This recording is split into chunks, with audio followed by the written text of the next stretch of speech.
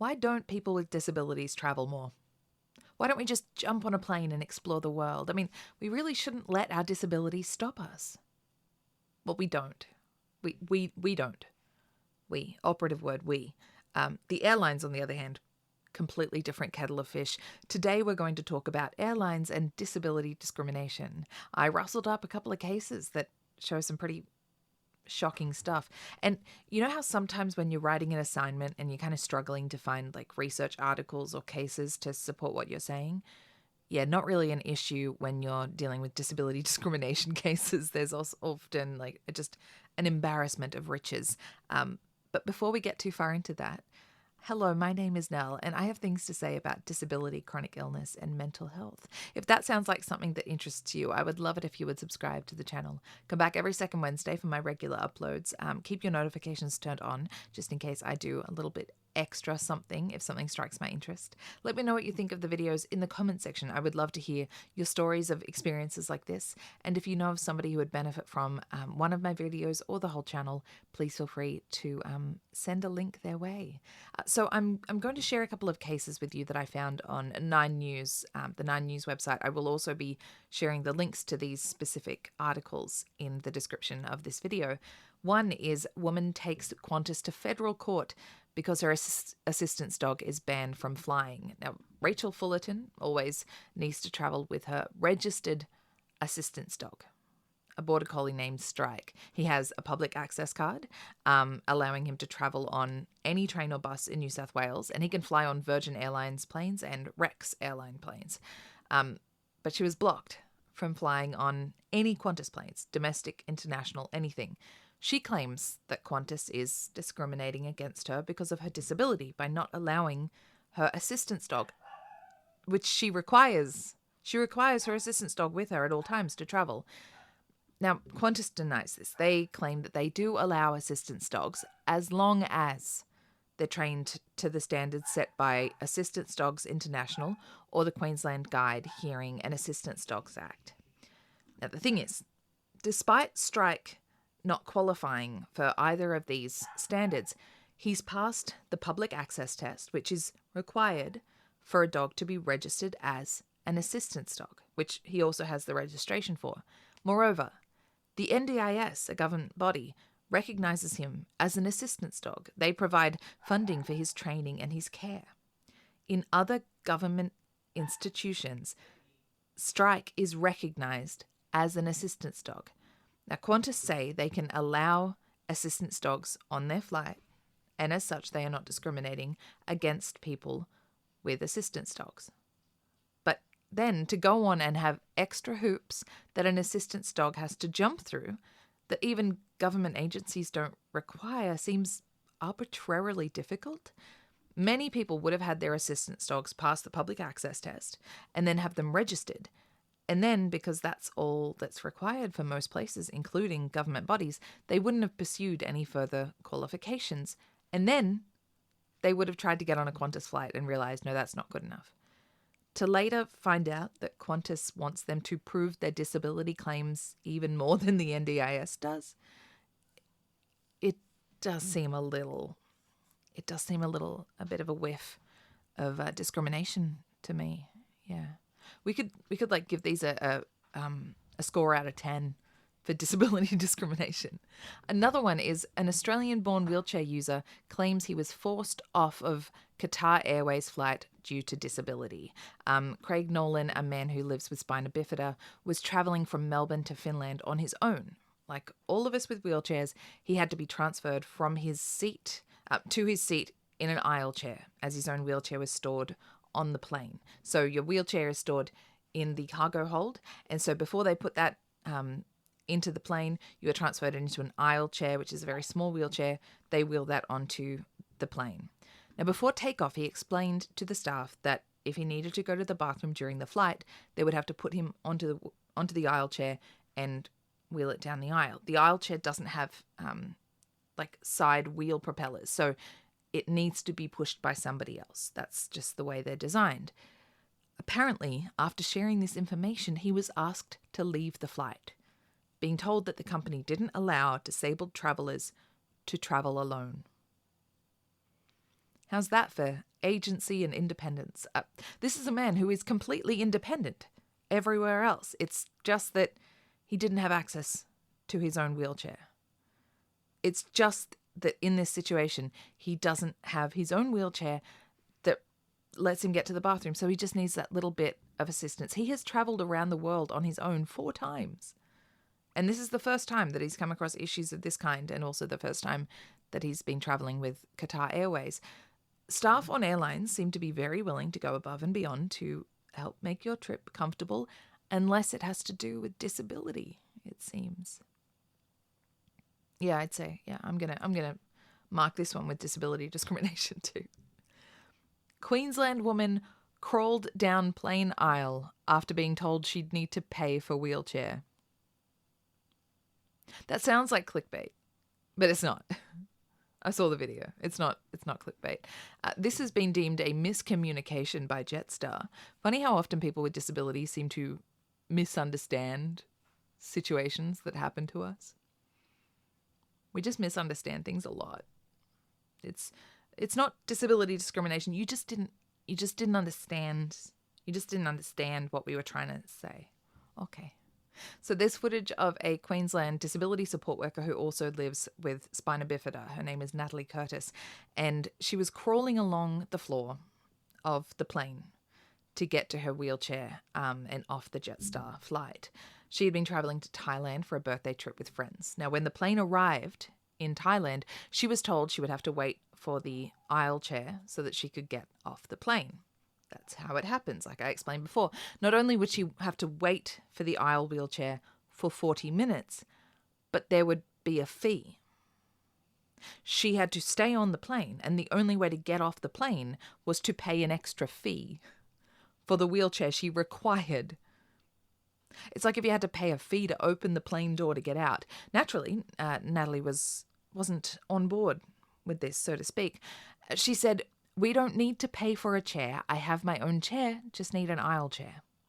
Her friend considered carrying her out of the plane, but they were concerned that this would harm one or both of them. They didn't want to pay a fee for something that is always provided for free on pretty much every other flight. Also, something that is kind of gatekeeping somebody from stopping them from getting off the plane. Also, something that everybody else can just walk off the plane, you know? You shouldn't have to pay an extra fee simply because you cannot do that. Hence, why we see her bum shuffling down the sticky, dirty, covered in Lord knows what aisle of an airplane.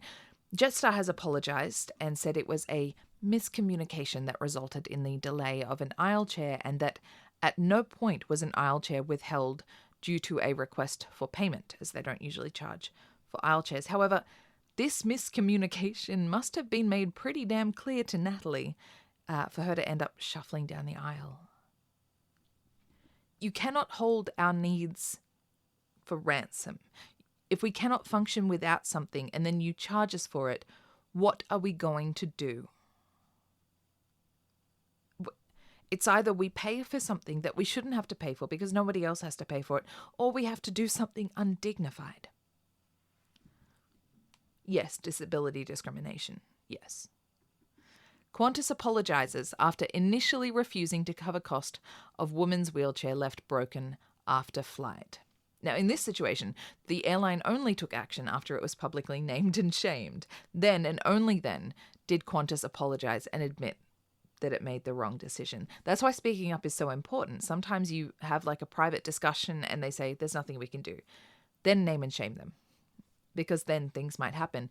Writer and disability advocate Zoe Simmons had her wheelchair returned to her after a flight and noticed that her left brake wasn't functioning correctly. Now, brakes are obviously important, but when it's on a wheelchair, it's vital to safety. A wheelchair's brakes malfunctioning can be life-threatening. They don't just allow somebody to stop, but they also allow them to moderate speed. If you're going down a slope, you need to slow down and you use the brakes. I mean, imagine having legs that simply won't stop running. They won't stop when you're heading towards people, towards a wall, towards sharp drops, towards traffic.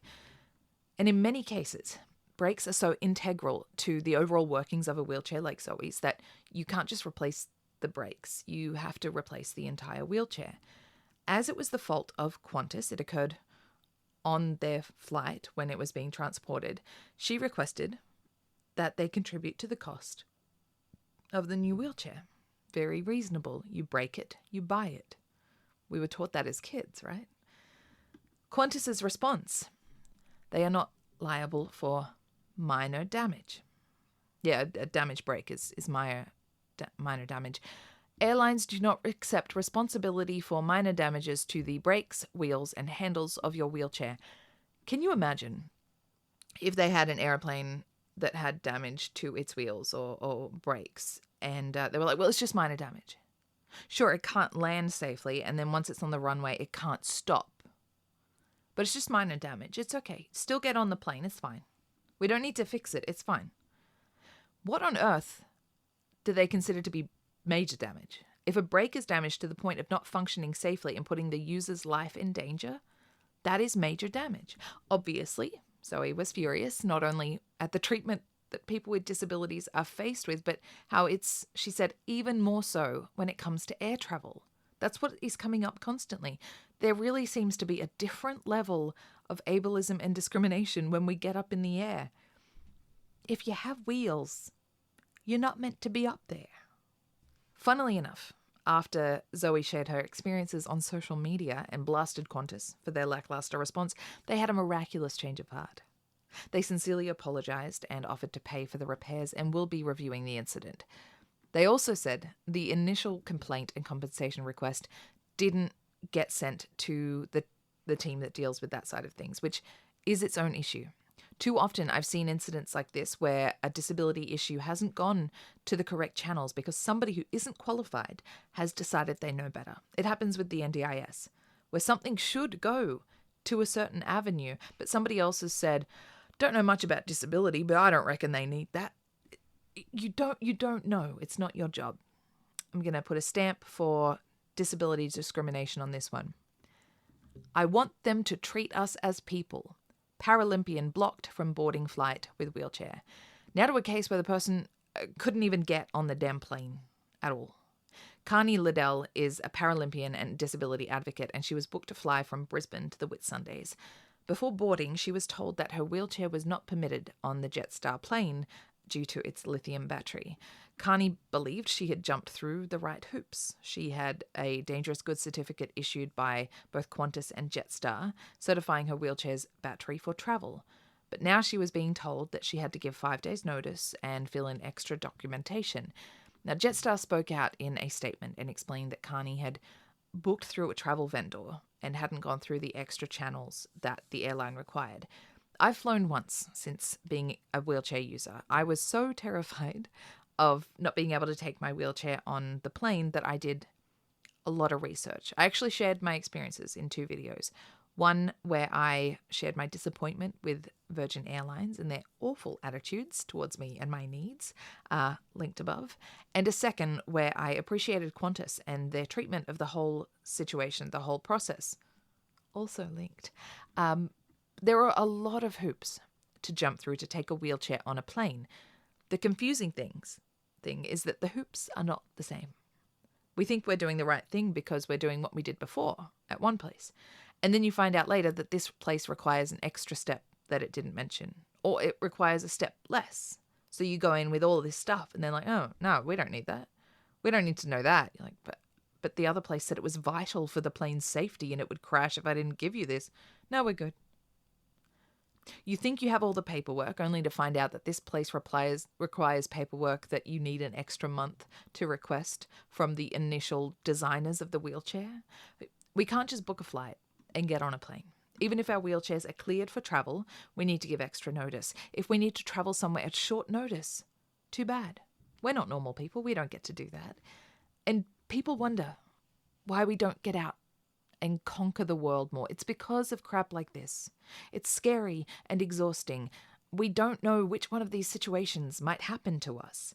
We don't need to be bothered about turbulence and airplane food because our main concern is just getting on the damn plane. I feel the solution is that more people with disabilities need to be on the boards of these companies, and more disability consultants need to be working with them to form their policies and strategies for how they handle situations. They need to have a disability consultant to handle complaints like this, a specific disability complaints department. They need to have people on the inside who have lived experience explain to them how these decisions affect people's lives, because it is very clear that this is a situation of othering. These airlines don't think about how it affects people with disabilities because they're on the other side of the situation. They have no idea what hoops they're asking us to jump through or what they're asking us to do with our bodies. I've flown once. I flew up to Brisbane. I would rather drive 9 hours. That's my testament of how easy it is to fly when you are a wheelchair user. Yeah, that was some fun discovery of disability discrimination in airlines. They need to step it up. They need to do better. And one way that we can keep doing this is, if you have a bad experience, share it. If you have a bad experience about anything, like disability discrimination wise, feel free to contact me, reach out on Instagram or TikTok and let me know, and I can talk about something like this, because then you name and shame them. They might get upset and they might actually do something about it, and we could change the world just from the ground, because we don't belong in the sky. Not yet. All right. Thank you so much for listening and for learning with me. Bless.